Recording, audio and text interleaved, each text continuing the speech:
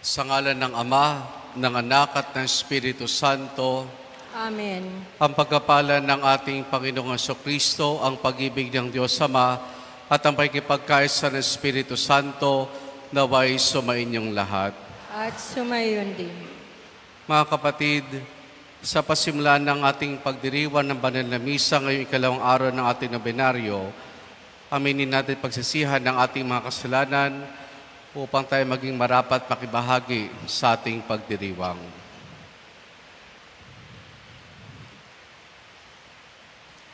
Inaamin ko sa makapangyarihang Diyos at sa inyo mga kapatid, na lubha akong nagkasala sa isip, sa salita at sa gawa at sa aking pagkukulang. Kaya isinasamo ko sa mahal na Birheng Maria, sa lahat ng mga anghel at mga banal, at sa inyo mga kapatid, na ako'y panalangin sa Panginoong ating Diyos. Kaawaan tayo ng makapangyarihang Diyos, patawarin tayo sa ating mga kasalanan, at patnubayan tayo hanggang sa buhay na walang hanggan. Amen. Amen.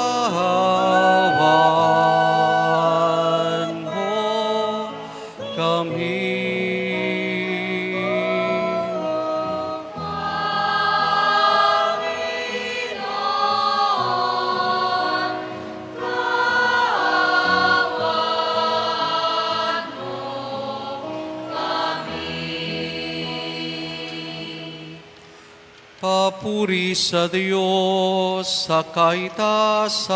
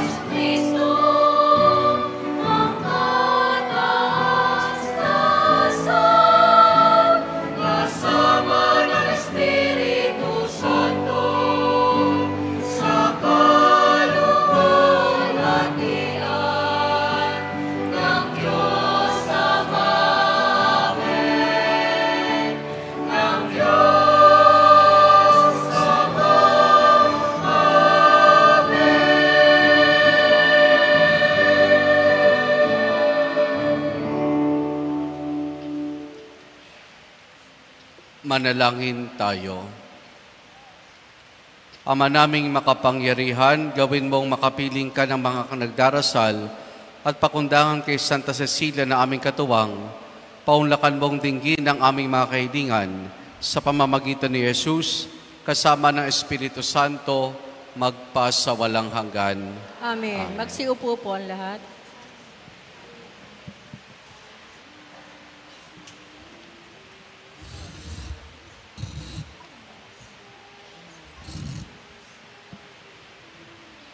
Ang salita ng Diyos mula sa ikalawang aklat ng Makabeyo. Noong mga araw na iyon, isang ina at ang kanyang 7 anak na lalaki ay ipinahuli ng hari. Sila'y pinahirapan para piliting kumain ng karneng baboy na ipinagbabawal ng Diyos. Ang di malilimot at higit na kahanga-hanga ay ang ina. Nasaksihan nito ang sunod-sunod na pagpaparusang ginagawa sa kanyang 7 anak. Hanggang sa mga ito'y mamatay sa loob lamang ng 1 oras. Ngunit hindi nasira ang kanyang loob dahil nagtitiwala siya sa Panginoon. Malakas ang kanyang loob, kahit na siya'y babae, kasintapang siya ng lalaki. Sa wika ng kanyang mga ninuno, isa-isa niyang pinalakas ang loob ng kanyang mga anak. Ganito ang sabi niya, "Hindi ko alam kung paano kayo naging tao sa aking sinapupunan. Hindi ako ang nagbigay ng iba't ibang sangkap sa inyong katawan at nagbigay sa inyo ng buhay. Ang lumikha ng buong santinakpan ang siya ring lumikha ng tao at lahat ng bagay. Dahil sa kanyang kagandahang loob, ay ibabalik niyang muli ang kanyang hininga at buhay, yamang hindi ninyo inalintana ang sariling buhay dahil sa kanyang kautusan." Sa pandinig ni Antioco, ang pangungusap na ito, ang ina ay isang paglaki sa kanya. Kaya't sinikap niyang mahimok ang bunsong anak na babae na talikdan ang kanyang relihiyon. Ipinangako niya na payayamanin siya at patatanyagin. Pagkakalooban pa na isang mataas na tungkulin at ituturing na isang kaibigan ng hari. Subalit, hindi siya inintindi ng anak, kaya't nilapitan ng hari ang ina. Sinabi niyang payuhan nito ang kanyang anak, kung gusto pa niyang ito'y mabuhay, sa tahimik na hari, sa kahihimok sa hari. Napahinuhod ang ina na kausapin ang anak, bilang pag-uyam na malupit na hari. Dumikit siya sa kanyang anak at pabulong na kinausap ito ng sariling wika. "Anak, mahabag ka sa iyong ina, na siyam na buwang nagdala sa kanyang sinapupunan. 3 taon kitang pinasuso, pinalaki kita, pinag-aral at inaruga hanggang ngayon. Masdan mo ang kalangitan at ang daigdig at lahat ng bagay na naroon. Alam mong ang lahat ng iyan ay nilikha ng Diyos, tulad din naman ng sangkatauhan. Huwag kang matakot sa berdugong ito. Ipakita mong karapat-dapat ka sa iyong mga kapatid na nagdusa hanggang kamatayan, upang sa muling pagkabuhay ay makapiling kita kasama nila." Hindi pa man natatapos magsalita ang ina, sinabi ng anak, "Ano pa iyong hinihintay, Haring Antioco? Hindi ko susundin ang utos mo. Ang susundin ko'y ang mga utos na ibinigay ng Diyos sa pamamagitan ni Moises. Ikaw ang may kagagawan ng lahat ng paghihirap na ito sa mga Hudyo. Ngunit tandaan mo na hindi ka makatatakas sa parusa ng Diyos. Ang salita ng Diyos. Salamat sa Diyos.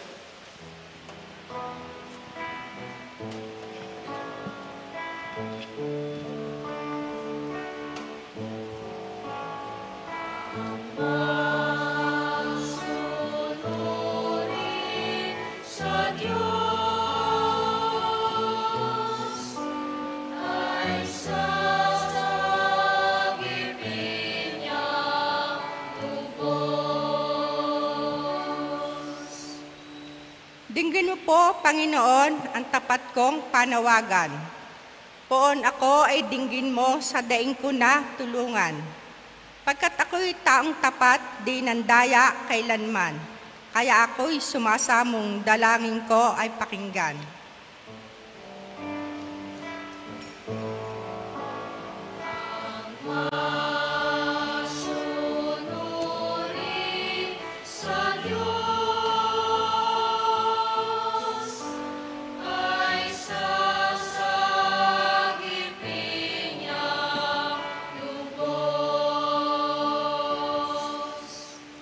Palagi kong sinusundan ang landas mong itinakda. Hindi ako lumilihis sa kanan man o kaliwa. Ang daing ko, Panginoon, ay lagi kong dinirinig. Kaya ako'y dumudulog at sa iyo'y humihibik.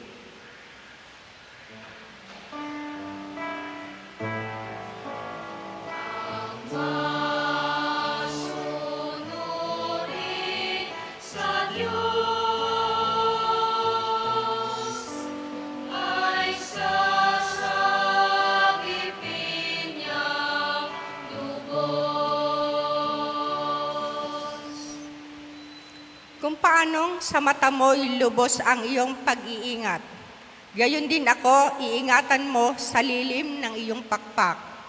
Yamang ako ay matuwid, ang madla mo'y mamamalas. Kapag ako ay nagising, sa piling mo'y magagalak.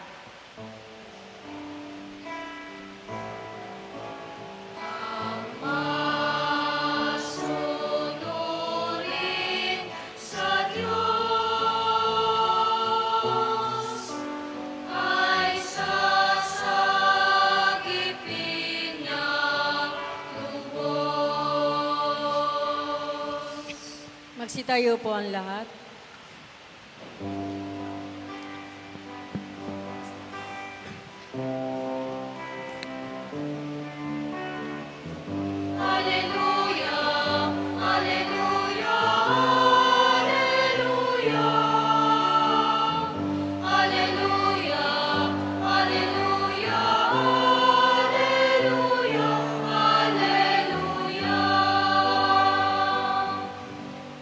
Hinirang tayo ni Kristo upang mamungang totoo bilang mabubuting tao.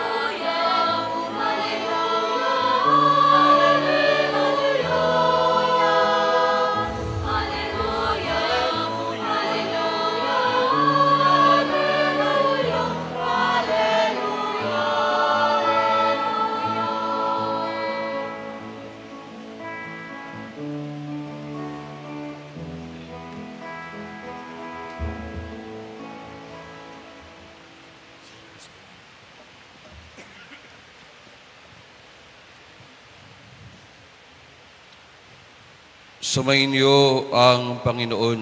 At sumayo rin.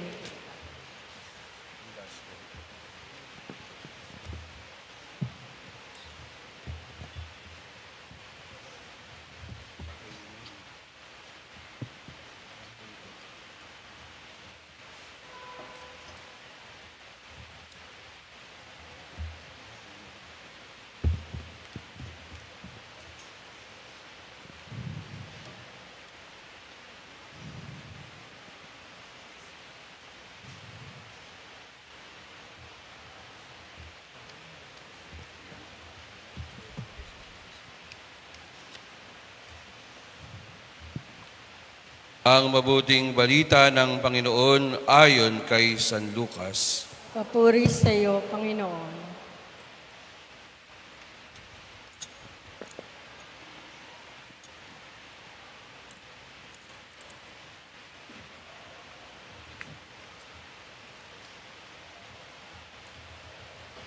Nung panahon iyon, pumasok si Jesus sa Jericho.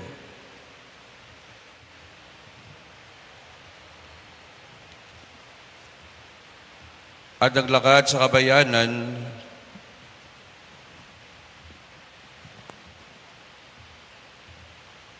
do'y may isang mayamang puno ng mga publikano na nagngangalang Sakeo. At pinagsikapan niyang makita si Jesus upang makilala kung sino ito. Ngunit siya'y napakapandak, at dahil sa dami ng tao, hindi niya makita si Jesus, kaya't patapos siyang napaunado makyat sa isang puno ng sikomoro upang makita niya si Jesus sa magdaraan doon. Pagdating ni Jesus sa dakong iyon, siya'y tumingalad, sinabi sa kanya, Sakeo, bumaba ka agad sapagkat kailangan kong tumuloy ngayon sa bahay mo. Nagmamadali siyang bumaba, tuwang-tuwang tinanggap si Jesus. Lahat ng nakakita nito ay nagbulong-bulungan. Nakikituloy siya sa isang makasalanan, wika nila. Tumayo si Sakeo at sinabi, Panginoon, ibibigay ko po sa mga dukha ang kalahati ng aking ari-arian. At kung ako'y may naidayang sinuman, 4 na ibayo ang sasaoligo sa kanya. At sinabi sa kanya ni Jesus, ang kaligtasan ay dumating ngayon sa sambayanang ito. Libin ni Abraham ang taong ito sabagat naparito ang anak ng Diyos upang hanapin at niligtas ang naligaw. Ang mabuting balita ng Panginoon. Pinupuri ka namin, Panginoong Jesucristo. Magsiupo po.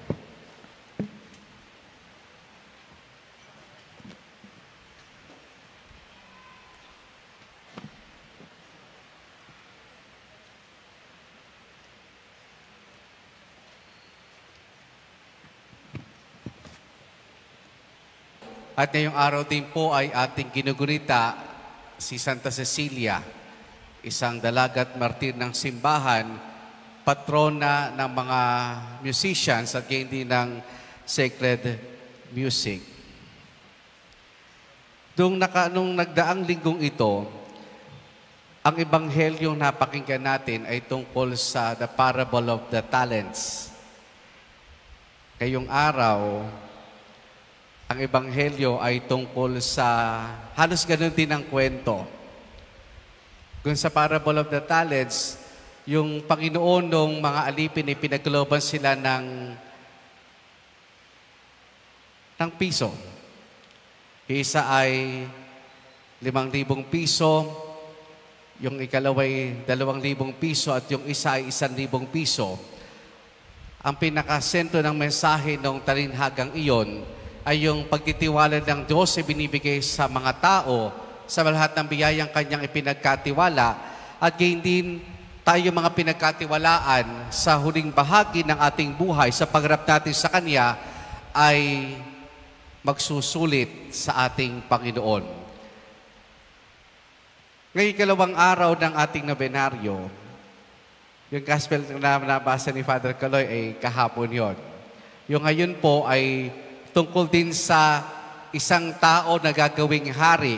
At bago siya gawing hari, ay pinatawag niya ang 10 sa kanyang mga alipin na binigyan ng tig-isang salaping ginto. At matapos ibigay yung tig-isang salaping ginto, ang sabi nung tao doon sa kanyang mga alipin, ipangalakal ninyo iyan. So yun ang instruction, ipangalakal nyo iyan. So umalis yung tao para gawing hari, bagamat may mga tumututol, kayon makalipas sa ilang panahon ay nagbalik ang hari. At pinatawag niya yung mga alipin para pagsulitin. Yung una ay, sabi nga, patapos siya ipangalakal ito, tumubo ito ng 10. Yung pangalawa, tumubo ng 5. Ngayon, yung pangatlong humarap, meron bang tinubo? Wala. Bakit? Bakit? Dahil ang ginawa niya ay binalot sa panyo at itinago yung isang salaping ginto. At anong dahilan kung bakit niya yun ginawa? Anong dahilan bakit niya yun ginawa? Dahil sa takot niya doon sa tao, doon sa Panginoon niya. Kasi sabi nga doon, kayo po ay gumagapas at naghahasik sa hindi nyo tinamnan.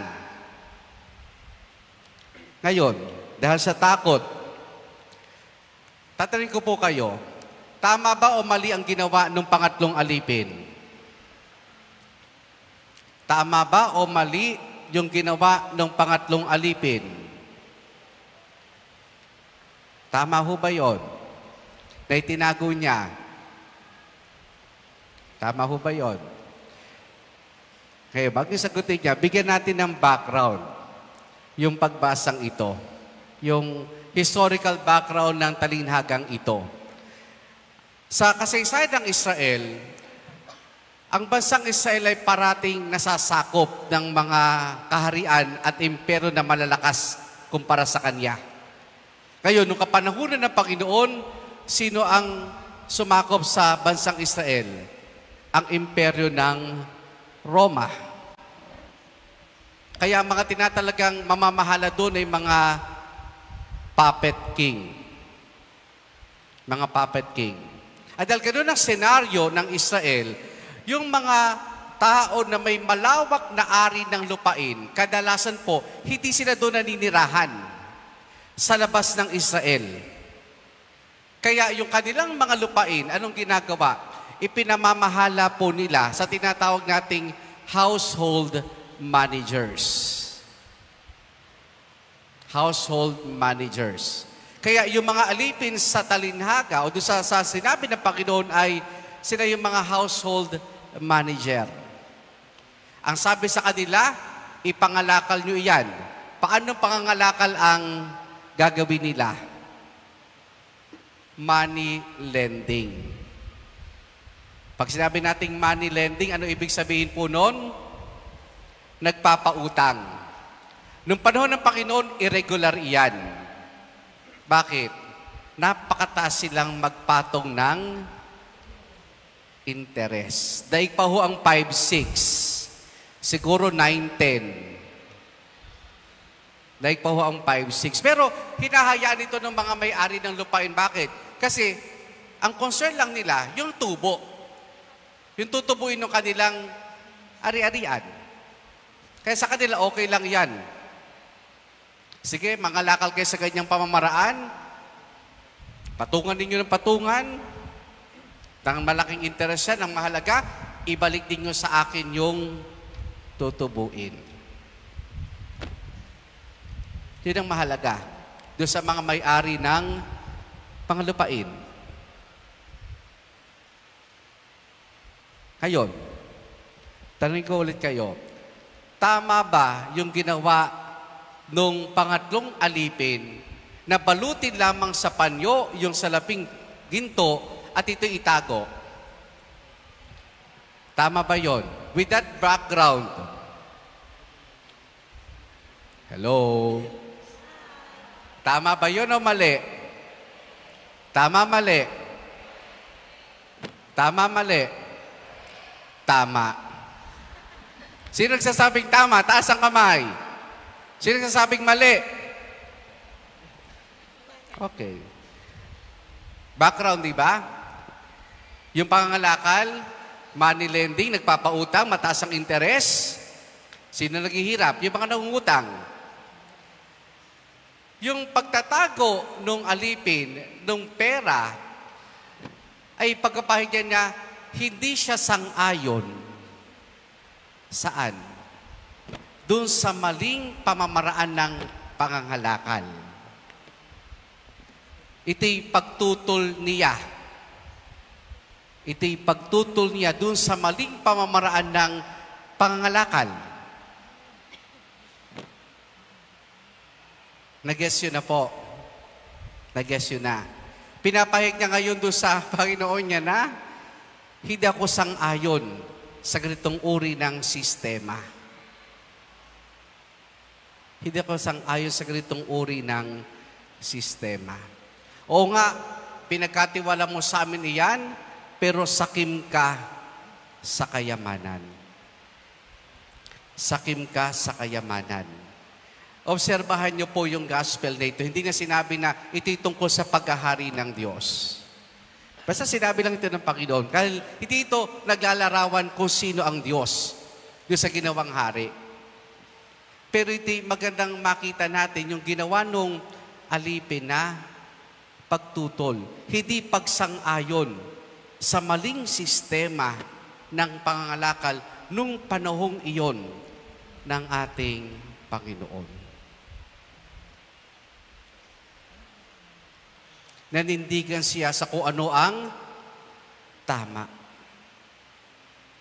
Itatago ko tong pera. Hindi ko ito pangangalakal. Dahil mali ang pamamaraan. Marami ang naghihirap.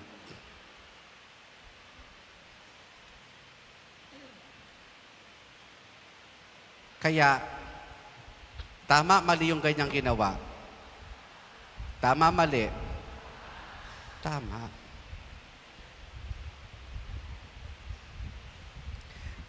Sa ating pong unang pagbasa sa aklat ng Makabeyo ay ating natunghen muli. Kahapon diba si Eleazar, yung pinakakain ng karne ng baboy. Hindi rin siya sumang-ayon. Mas pipiliin pa niyang mamatay kaysa lumabag sa kautusan ni Moises at sa Panginoon. Ganun din na natin natunghayan sa ating unang pagbasa ngayon. Ito na may kwento sa mag-iina. Meron siyang 7 anak, pinakakain din ng karning baboy, pero tumanggi pa rin. Yung unang 6 namatay na o pinatay na. Yung bunso, nililigawan pa nung hari. Nililigawan pa na, sige, kumain ka rin, magiging kaibigan kita, mabubuhay ka ng maayos, maganda. Pero itong nanay, medyo madrama. Anak, tandaan mo, hindi ko alam kung paano kita dinala sa sinapupunan ko ng 9 na buwan, pinasusukitan ng 3 taon, etc., etc. Pero sa bandang huli, yung anak na mismo ang nagsalita. Ano pang hinahintay ninyo? Napakasabang hari.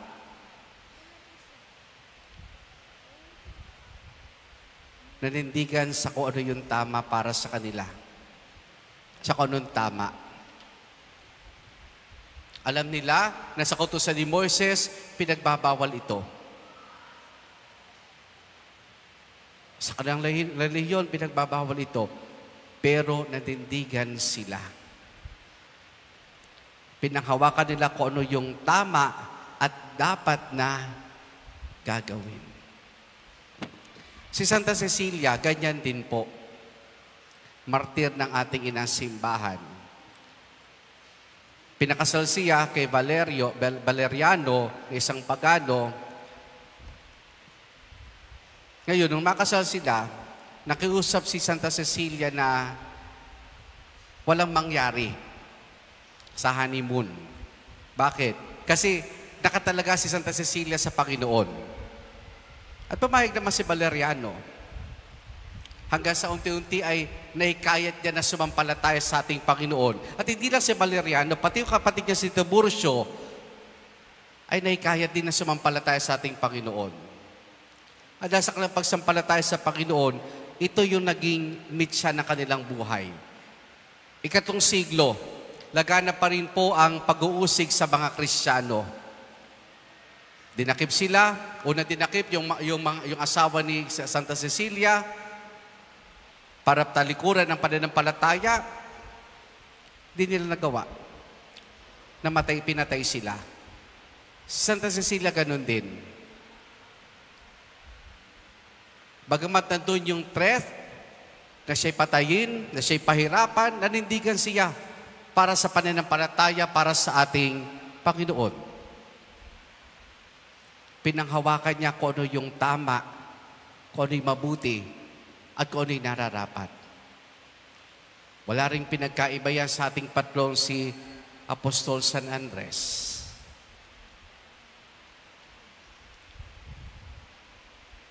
Nanindigan para sa pananampalataya, lumaban para nilabanan ang mali na namamayani nung panahong iyaon.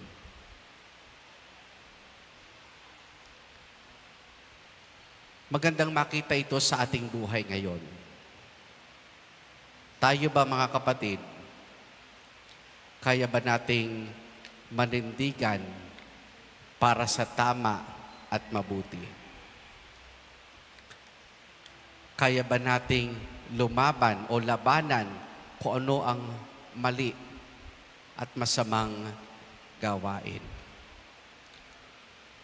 O dumarating pagkakataon na we compromise everything.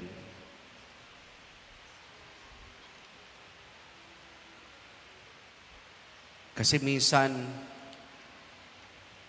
baka sumasabay na lamang tayo sa agos. Ito yung ginagawa ng marami. Ito yung uso ngayon. Bagamat mali, bagamat masama, sige, sumabay na lamang tayo. O di kaya sa mga kabataan, tinatawag nating peer pressure. KJ ka naman, kung di ka sumama sa amin. Kaya ba nating manindigan para sa tama, para sa mabuti? Kung manindigan tayo para sa tama, kung tututulan natin kung ano yung mali, umasa tayo. Pagtatawanan tayo. Iiwanan tayo nag-iisa. Ichichismis tayo. Lahat yan posibleng maranasan natin. Pero tandaan natin mga kapatid, sa huli, haharap tayo sa Diyos. Magsusulit tayo sa Diyos. Magsusulit tayo sa Diyos. Nawa, pagkalooban tayo ng biyaya ng Diyos, ng matibay na pananampalataya, lakas ng loob, para manindigan, tumayo sa kung anong tama at mabuti, at talikuran, tanggihan, kung anong masama, at kung ano ang mali. Amen.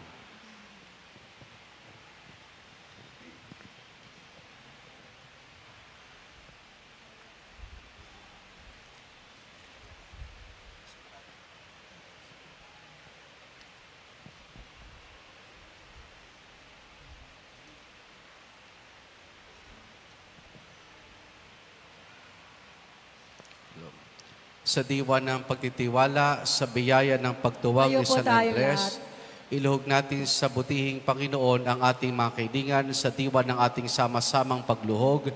Ating isamo, Panginoon, dinggin ang hiling ng iyong bayan. Panginoon, dinggin ang hiling ng iyong bayan.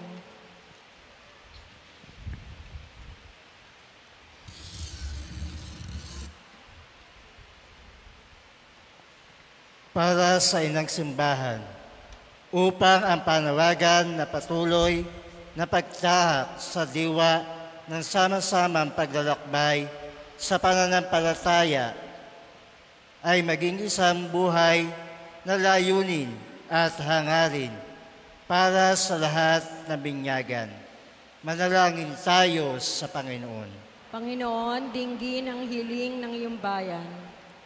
Para sa mga naglilingkod sa pamahalaan, upang ang bawat lingkod, sibil, ay magsikap na matamo ang galang kapayapaan, batay na rin sa karapatan at karangalan ng tao. Manalangin tayo sa Panginoon. Panginoon, dinggin ang hiling ng iyong bayan. Para sa ating parokya, upang bilang isang pamayanan, nagpapasalamat sa pamana ng 236 na taong pamimintuho sa dakila apostol na si San Andres ay mabuklod sa landas na mas malawi na pag-ibig, malalim na pananalig at matatag na pag-asa. Manalangin tayo sa Panginoon. Panginoon, dinggin ang hiling ng iyong bayan. Para sa intensyon ng mga kabahagi ng pangkalatang lupon ng paghahanda para sa ating pistang bayan upang manatili makabuluhan ang kanilang paglilingkod at pagkalooban sila ng ibayong inspirasyon at kalakasan. Manalangin tayo sa Panginoon. Panginoon, dinggin ang hiling ng iyong bayan. Para sa ating lahat na natitipon ngayon, para sa ating mga kaibigan, mga mahal sa buhay, mga tagapagtangkilik at tagapagtaguyod, upang ang lahat ng ating mga kahilingan ay mabiyayaan ng karapatan ng kasagutan. Manalangin tayo sa Panginoon. Panginoon, dinggin ang hiling ng iyong bayan. Para sa lahat ng mga mahal nating yumao, lalong higit silang mga nangangailangan ng paglingap ng ating mga panalangin upang tamasahin nila ang biyaya ng muling pagkabuhay sa piling ng butihing Diyos. Manalangin tayo sa Panginoon. Panginoon, dinggin ang hiling ng iyong bayan.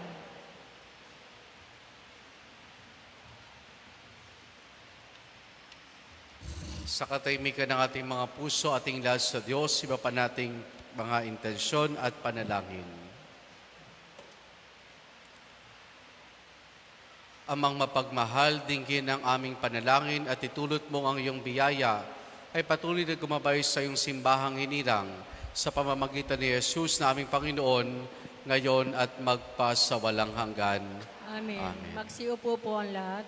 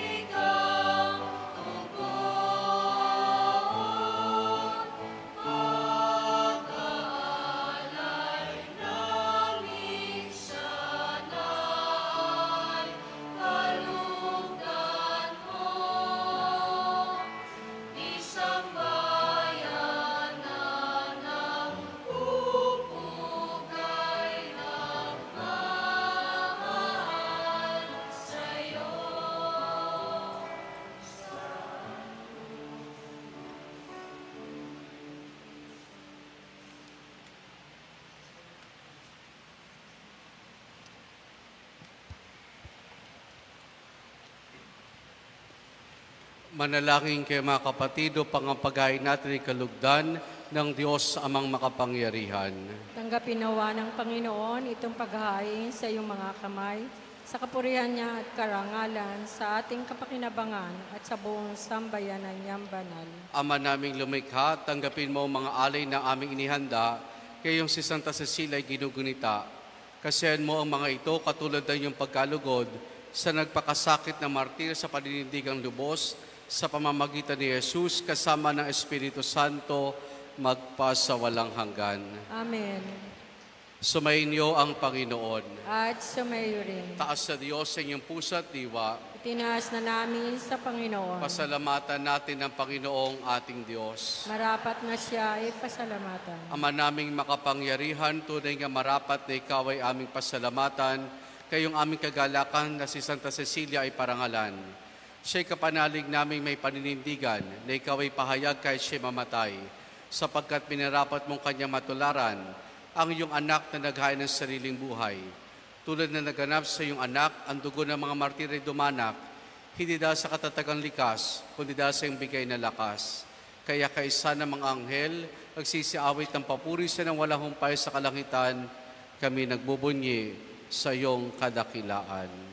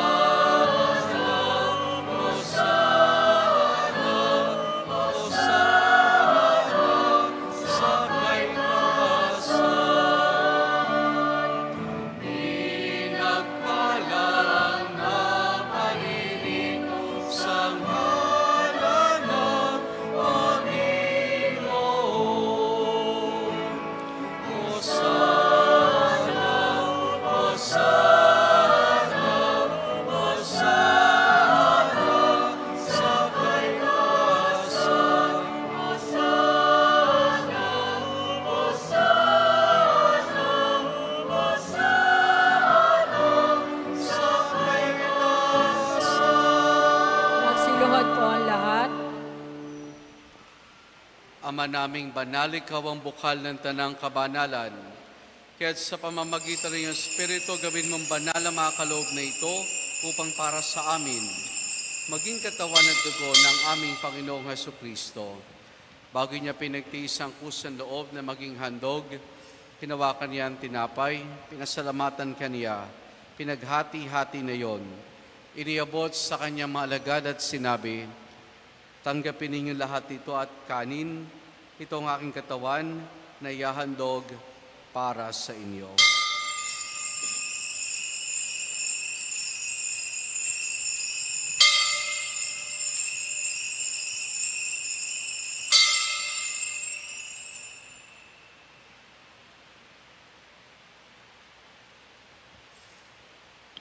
Gayun din naman na matapos ang hapunan, hinawakan niya ang kalis. Muli kanyang pinasalamatan.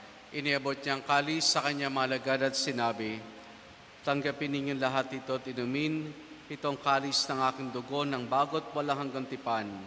Ang aking dugo na ibubuhos para sa inyo at para sa lahat sa kapagpapatawad ng mga kasalanan. Gawin ninyo ito sa pag-alaala sa akin.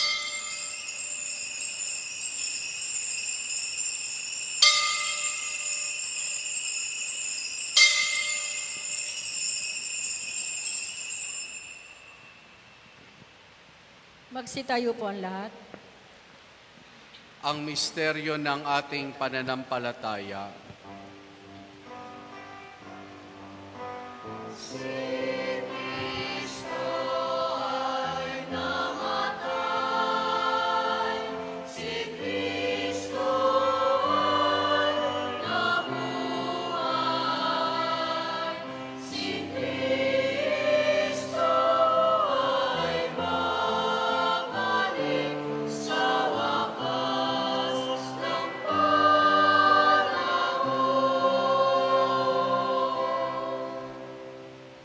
Ama, ginagawa namin ngayon ng pag-alaala sa pagkamatay at muling pagkabuhay ng iyong anak. Kaya tinialay namin sa iyo ang tinapay na nagbibigay buhay at ang kalis na kakaloob ng kaligtasan. Kami nagpapasalamat dahil kami minarapat at tumayo sa harap mo para maglingkod sa iyo. Isinasamo namin kaming magsasalo-salo sa katawan at dugo ni Kristo ay mabuklod sa pagkakaisa sa pamamagitan ng Espiritu Santo. Ama, lingapin mo ang iyong simbahang laganap sa buong daigdig. Puspusin mo kami sa pag-ibig kay San Francisco na aming Papa at ni Dennis sa aming Obispo at ng Tanang Kabarian.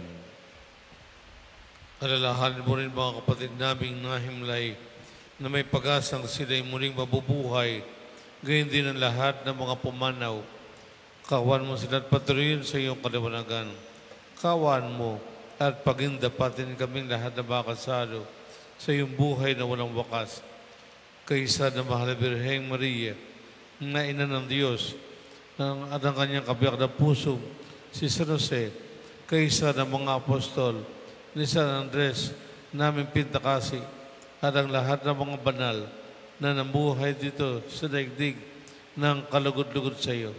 May pagdiwang nawa namin ng pagpupuri sa ikararangal mo sa pamamagitan ng iyong anak na aming Panginoong Jesucristo. Sa pamamagitan ni Kristo, kasama niya at sa Kanya, ang lahat ng parangal papuri sa iyo. Diyos amang makapangyarihan, kasama ng Espiritu Santo, magpa sa walang hanggan. Amen. Sa tagupiling mga nakagagaling na utos, sa turo ni Jesus na Panginoon natin na Diyos, ipahayag po natin ng lakas loob. Ama namin, sumasalangit ka, sambahin ang ngalan mo, mapasa amin ang kaharian mo, sundin ang loob mo dito sa lupa para nang sa langit. Bigyan mo kami ngayon ang aming kakanin sa araw-araw.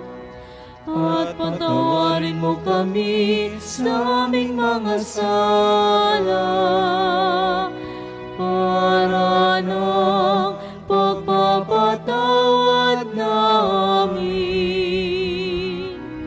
sa nagkakasala sa amin.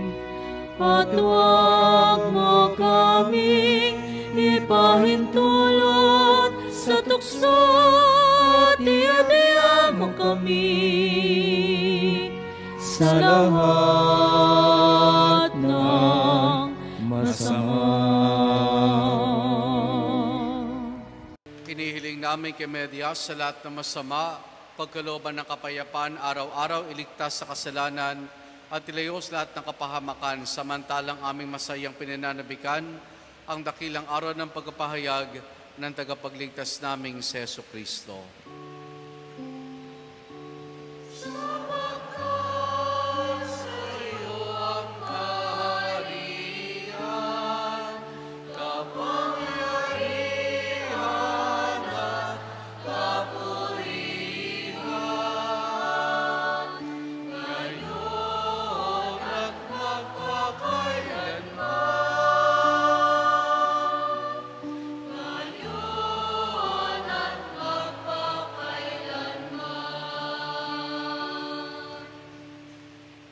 Panginoong Jesucristo, sinabi mo sa iyong mga apostol, kapayapaan ang iniwan ko sa inyong aking kapayapaan ay binibigay ko sa inyo. Tunghayan mong aming pananampalataya at huwag ang aming mga pagkakasala. Pagkalooban mo kami ng kapayapaan at pagkakaisa ayon sa iyong kalooban, kasama ng Espiritu Santo magpa sa walang hanggan. Amen. Ang kapayapaan ng Panginoon ay lagi nawang sumainyo. At sumayo rin. Mga kapatid, baghangad at pagbahagi po tayo ng kapayapaan ni Jesus sa isa't isa. Isod.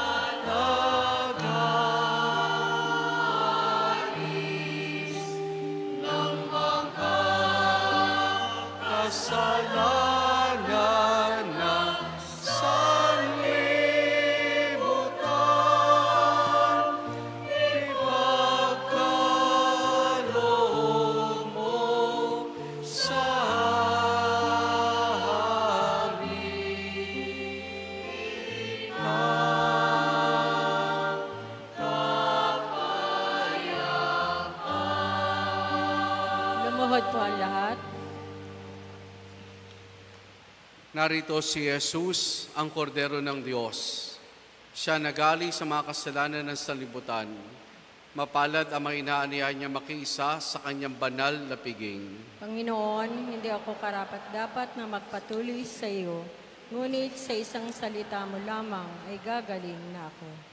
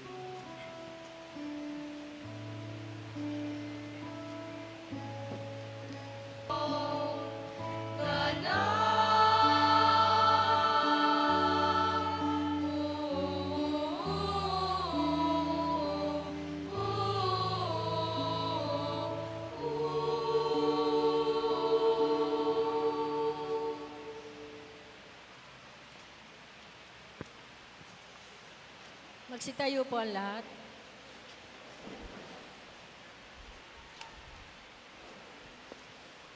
Manalangin tayo.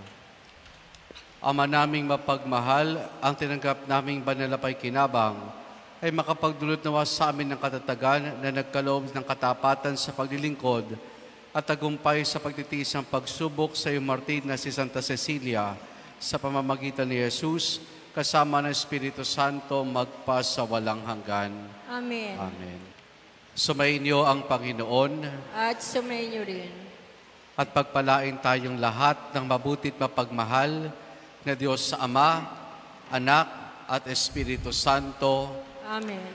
Naialin na natin ang pagdiriwang ng banal na misa, humayo tayo at patuloy na manandigan sa tama at mabuti.